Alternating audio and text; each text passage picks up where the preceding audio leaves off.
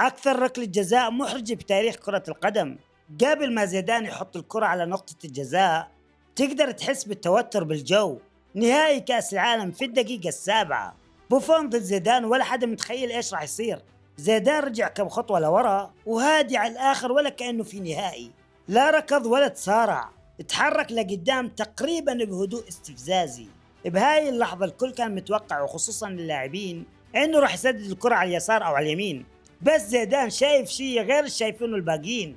ظل هادي بشكل لا يصدق وعارف بالضبط انه الشيء اللي راح يعمله راح ينجح. بوفون الحارس الاسطوري حاول يتوقع التسديده، بس زيدان رفع عيونه للحظه بسيطه وكانه بده ياخذ سكرين شوت. ولما كل العالم يتوقع كره دقيقه او قويه، زيدان عمل شيء اللي ما حدا كان متخيله. ما ضرب الكره بقوه، بالكاد لمسها لمسه لطيفه ومستفزه. الكره ارتفعت ببطء وكانها بالتصوير البطيء. بوفون غطس على اليمين والكرة كأنها معلقة بالهواء وخبطت بالعارضة بام بالشباك. ولك زيزو